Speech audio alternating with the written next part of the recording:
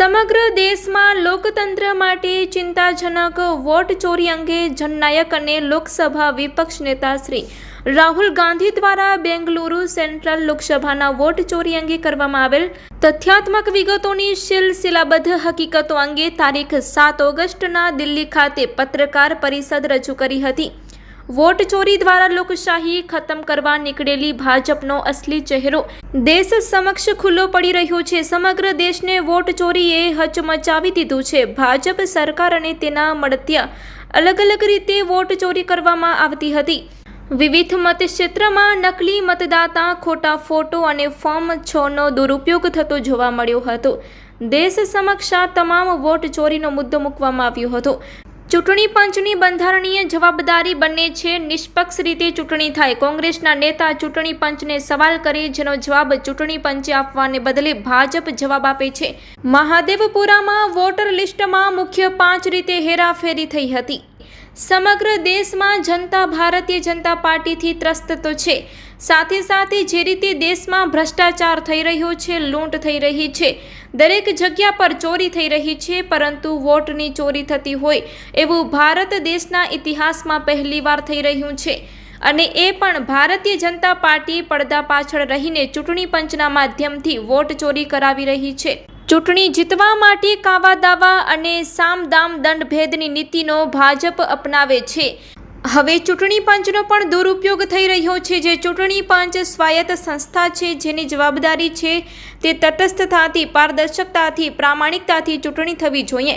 લોકશાહીની રક્ષા થવી જોઈએ। લોકશાહીમાં નાગરિકોનો જે મતનો અધિકાર છે એ અધિકારની રક્ષા થવી જોઈએ। પરંતુ આજે જે રીતે રાહુલજીએ આખા દેશમાં વોટ ચોરીની વાત ઉપાડી છે, જે રીતે કર્ણાટકની એક વિધાનસભાના પુરાવા, આંકડા અને આધાર આપ્યા છે, એ જોતા સ્પષ્ટ થયું છે કે ચૂંટણી પંચ પર કોઈને વિશ્વાસ રહ્યો નથી। ગુજરાતમાં આપણે જોયું કે વારંવાર જે અજુગતા પરિણામો આવે છે, ત્યારે આખી ચૂંટણી પ્રક્રિયામાં માહોલ કંઈક અલગ હોય, મહેનત કંઈક અલગ હોય, અને જ્યારે પરિણામ આવે ત્યારે એમાં જમીન આસમાનનો ફરક હોય। ખૂબ મોટા માર્જિનથી જે રીતે સીટો જીતવામાં આવે છે, એની માટે આ વોટ ચોરી જવાબદાર છે।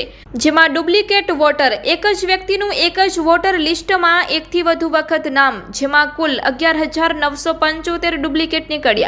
ખોટા સરનામા, 0 નંબરનું મકાન હોય તેમાં 40,009 મતદાતા, એક સરનામે ઘણા વોટર, 10,452 મતદાતા એવા હતા। એક જ સરનામે વધુ લોકો રહેતા જોવા મળ્યા। અયોગ્ય ફોટા, અત્યંત નાનો અને ધૂંધળો ફોટાવાળા 4,132 વોટરો જોવા મળ્યા। ફોર્મ નંબર 6નો દુરુપયોગ, 33,692 વોટર ખોટા નામ જોડવામાં આવ્યા। જનનાયક અને લોકસભામાં વિપક્ષના શ્રી રાહુલ ગાંધીએ ચૂંટણી પંચને 5 સવાલ પૂછ્યા હતા।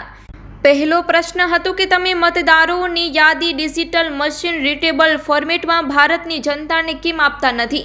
બીજો પ્રશ્ન હતો, તમે વિડીયો પુરાવાઓ નષ્ટ કેમ કરી રહ્યા છો? ત્રીજો સવાલ હતો, ચૂંટણી પંચ મતદાર યાદીમાં મોટા પાયે છેતરપિંડી કેમ થઈ રહી છે? ચોથો સવાલ હતો, ચૂંટણી પંચ ભાજપના એજન્ટ તરીકે કેમ વર્તન કરી રહી છે? અને પાંચમો સવાલ હતો કે પ્રશ્નોના જવાબ આપવાને બદલે ચૂંટણી પંચ વિપક્ષને ધમકી કેમ આપી રહી છે? ત્યારે આગામી 31 ઓગસ્ટ અમદાવાદ મધ્યની વોટર અધિકાર યાત્રામાં કચ્છ જિલ્લામાંથી વધુમાં વધુ આગેવાનો, કાર્યકરો જોડાય તેવું આહવાન વીકે હુંબલ, પ્રમુખ કચ્છ જિલ્લા કોંગ્રેસ દ્વારા કરવામાં આવ્યું છે। અમારા રાષ્ટ્રીય નેતા માનનીય રાહુલજી સમગ્ર દેશમાં અને ખાસ કરીને અત્યારે બિહાર રાજ્યમાં વોટ ચોરી મુદ્દે લોકોને જાગૃત કરી રહ્યા છે કે આ દેશમાં કઈ રીતે વોટ ચોરી કરી અને દેશમાં સરકાર ભાજપ બનાવી રહી છે, રાજ્યમાં પણ બનાવી રહી છે, અને ઘણી જગ્યાએ આપણને એવું લાગે કે આપણે જીતી રહ્યા છીએ, તમામ સર્વે કહેતા હોય, છતાં જ્યારે પરિણામ વિપરીત આવ્યા ત્યારે એની તપાસ કરી અને ચૂંટણી પંચને આધારને પુરાવા સાથે કે કેવી રીતે ખોટા મતદારો દાખલ થાય છે યાદીમાં, અને એવા અસંખ્ય દાખલાઓ ચૂંટણી પંચને જ્યારે આપ્યા, તેમ છતાં ચૂંટણી પંચ એના ઉપર કોઈ કાર્યવાહી કે પગલાં લેવા નથી માગતી। એના માટે થઈને આગામી 31 તારીખના અમારા અમદાવાદ મધ્યે રાજ્ય લેવલની એક મોટી રેલી થવા જઈ રહી છે, અને વોટ ચોરી મુદ્દે ગાંધી આશ્રમની બાજુમાં આ રેલી થવાની છે, જેમાંથી કચ્છના તમામ તાલુકાઓમાંથી મોટી સંખ્યામાં આગેવાનો પણ જવાના છે અને ખાસ કરીને જે મુદ્દાઓ છે એ મુદ્દાઓની હું વાત કરું તો અમે પુરાવાઓ અમારા રાષ્ટ્રીય નેતા રાહુલજીએ આપ્યા ચૂંટણી પંચને, એના ઉપર કોઈ જવાબ આપવાને બદલે ઉલટાની ધમકી આપે રાહુલજીને કે તમે એફિડેવિટ કરો અથવા દેશની માફી માગો, તો આવી ધમકી કંઈ સુપ્રીમ કોર્ટ નથી કે ચૂંટણી પંચ આવી ધમકી આપી શકે. ચૂંટણી પંચનું કામ છે કે લોકોનો ભરોસો કાયમ રહે, લોકોનો વિશ્વાસ જળવાઈ રહે અને નિષ્પક્ષીય રીતે જ્યારે એને કામ કરવાનું હોય ત્યારે વિરોધ પક્ષ જ્યારે કહેતા હોય ત્યારે એના ઉપર એને કામ કરવાનું હોય છે. ખરેખર આ ખોટા વોટર છે એમાં ઘણી જાતના પુરાવા આધાર અમારા નેતા રાહુલજીએ ચૂંટણી પંચને પણ આપ્યા છે. એની વાત કરીશ તો એક જ વ્યક્તિના વારંવાર 2 નામ 3 નામ 4 નામ એવા નામ 11,000 એક જ વિધાનસભામાંથી વાત કરું છું, એક જ વિધાનસભાની કે 11,975 એવા નામ હતા કે એક જ મતદારનું 2 જગ્યાએ કે 3 જગ્યાએ નામ હતા. એવી જ રીતે ખોટા સરનામા કે માત્ર મકાન નંબર 0 એના એ નામના સરનામા ઉપર 40,000 મતદારો એવા હતા કે 0 નંબરના એક જ મકાન ઉપર 40,000 મતદારો નોંધાયેલા હતા. એ પુરાવા મેં આપ્યા. એના પછી એક સરનામે જ ઘણા વોટર 10,400 મતદારો એવા હતા કે એક જ સરનામે લોકો રહેતા જોવા મળ્યા હતા. એક જ સરનામું કે મારું આ સરનામું આ વિસ્તારનું. એવા 10,452 અયોગ્ય ફોટા અથવા તો દેખાય નહીં એવું ખોટું કરવું હોય એટલે કાંઈક તો છુપાવવું પણ પડે, એટલે ફોટાથી ઓળખાય નહીં એવા 4132 વોટર એવા હતા કે જેના ફોટા ઓળખી શકાય એવા નહોતા. અને ફોરમ નંબર 6નો દુરુપયોગ ખાસ કરીને કે ફોરમ નંબર 6નો ઉપયોગ એ કરવાનું છે કે જેનું નવું નામ મતદાર યાદીમાં નોંધાવવું હોય એના માટે છે. પરંતુ ખોટું ક્યાં થઈ રહ્યું છે કે 6 નંબરના મતદારનો એને લાભ લઈ બીજી જગ્યાનો હોય, ક્યાંક એનો વોટર નોંધાયેલો હોય ત્યાં રદ થવાને બદલે આ નવા નામો ચૂંટણી પંચ ઉમેરતું ગયું અને જેને લઈને સમગ્ર આપણા ગુજરાત રાજ્યમાં અને સમગ્ર દેશમાં આ જ પરિસ્થિતિ ઊભી થઈ. આપણા જિલ્લાની વાત કરું તો કચ્છ જિલ્લામાં પણ લાખો મતદારો એવા છે કે યા તો મોટા શહેરોમાંય રહેશે ને ગામડામાંય મતદાન કરે છે. મહારાષ્ટ્ર મુંબઈ કે મોટા શહેરોમાં રહેશે ને અહીં આવીને મતદાન કરે છે. અને આવા અસંખ્ય આપણી પાસે આધારને પુરાવા છે, પણ ચૂંટણી પંચ એ પુરાવા લેવા માગતું નથી કે એને સમજવા માગતું નથી ઈરાદાપૂર્વક. અમારી વાત એક જ છે કે તમે ડિજિટલ યાદી તમે શા માટે ફોર્મેટમાં ભારતની જનતાને આપતા નથી?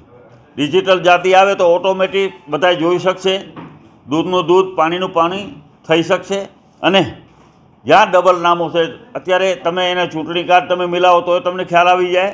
અને અમારી માંગણી પહેલાં પડી છે ને આજે પણ આપણા માધ્યમથી કહીએ છીએ કે આધાર કાર્ડથી જો લિંક કરી દે મતદારને તો ઓટોમેટિક એના ક્યાંય 2 જગ્યાએ 3 જગ્યાએ 4 જગ્યાએ નોંધાયેલા હશે તો એનો આપણને આ ખોટા મતદારો નીકળી જશે. પણ એવું કરવા માગતા નથી, કારણ કે અત્યારે ચૂંટણી પંચ માત્ર ને માત્ર ભાજપને ઇશારે જ કામ કરી રહ્યું છે અને ભાજપની ભાષા અત્યારે ચૂંટણી પંચ બોલી રહ્યું છે. જે ભાજપ બોલાવે એ ભાષા એ શબ્દો ચૂંટણી પંચ અત્યારે બોલે છે. તો અત્યારે ચૂંટણી પંચ છે જેના ઉપર આ દેશની જનતાને ખૂબ વિશ્વાસ હતો.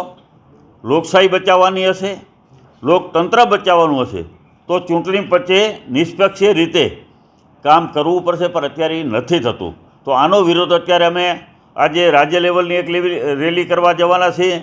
આગામી દિવસોમાં સમગ્ર દેશમાં જુદા જુદા રાજ્યોમાં પણ રેલી થવાની છે અને જન સુધી પહોંચાડી અને સાચી વાત છે એ લોકો સમજે.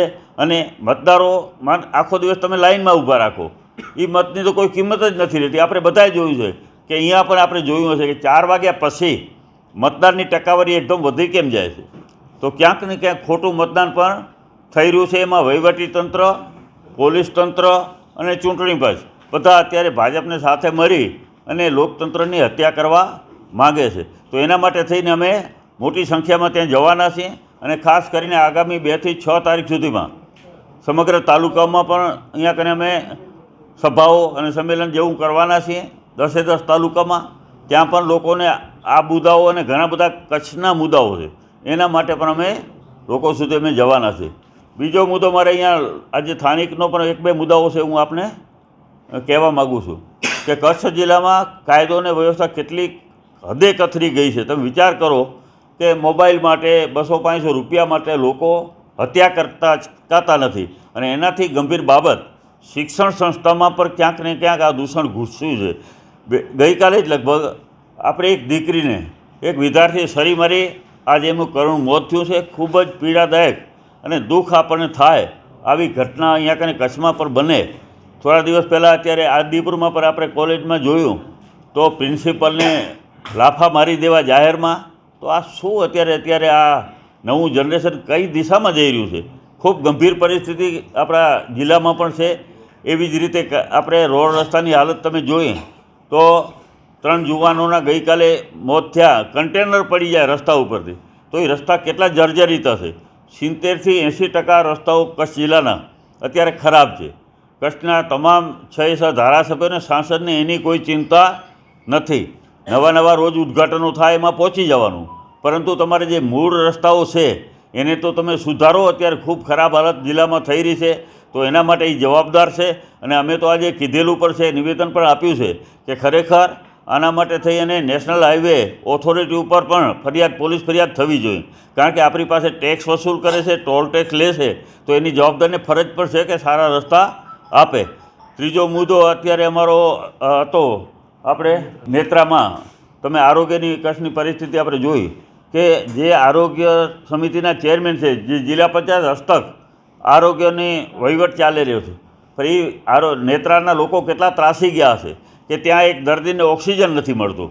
અને ઓક્સિજન એક ન હોય એક હોસ્પિટલમાં એક બોટલ, તો આનાથી ગંભીર બાબત શું હોય? તો આ માત્ર તાયફાઓ કરનારી સરકાર છે. મૂળભૂત સુવિધાઓ છે કે આરોગ્ય સમિતિના ચેરમેનના ગામમાં જ જો આવા તમારા પીએચસી કે દવાખાનાને તાળા મારવા પડે લોકોને, આટલી નોબત આવે એટલે એનાથી હદે ખરાબ બાબત શું હોઈ શકે? તો તમામ ક્ષેત્રે અત્યારે આ સરકાર ફેલ છે. શિક્ષણની બાબત હોય તો ભલે, આરોગ્યની બાબત હોય તો ભલે, રસ્તાઓની બાબત હોય તો ભલે, અને કાયદો અને વ્યવસ્થાની બાબત હોય તો ભલે. તો હવે તો બહુ થઈ જાય છે, હદ થઈ જાય છે. અને ગાય માતાને નામે મત લઈ અને વારંવાર સરકાર બનાવી છે. અને અહીંયા સાધુ સંતો ઉપવાસ ઉપર બેઠેલ છે 4 દિવસથી. અને એના જ ભાજપના સૂત્રોમાંથી અમને પણ કહે છે કે ભલે બેઠા હોય, આ મહાત્માની જરૂરિયાત છે, સંતની જરૂરિયાત છે. આ ભાજપવાળા કહે છે એટલે એના ભાજપવાળાને એની કોઈ ચિંતા જ નથી. કોઈ એને સરકારના પ્રતિનિધિ તરીકે મળવા નથી ગયા, આશ્વાસન નથી આપ્યું કે કોઈ ખાતરી આપવાય નથી માગતો. વિચાર કરો આ કેટલી સરકાર કેવી રીતે કામ કરી રહી છે કે આવી ગંભીર બાબતમાં. એક દિવસ એવો હતો લોકશાહીમાં, લોકતંત્રમાં, ખાલી એક થોડુંક પણ કોઈક સામાન્ય માણસ 1 કલાક માટે બેસતું ને તો સરકાર એની ગંભીર નોંધ લેતું. અત્યારે આ બધું ભૂલાઈ ગયું છે.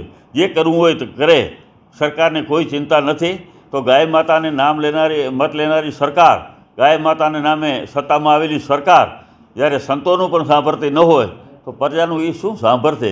તો હવે સમય આવી ગયો છે, બહુ અમે હદ થઈ ગઈ છે. લોકોને પણ અમે કહીએ છીએ, અપીલ કરીએ છીએ કે અમે જાગૃત થાવ અને 2027માં અમે આ સરકારને બદલો, એવી આપના માધ્યમથી અમે વિનંતી અને પ્રાર્થના કરીએ. આભાર.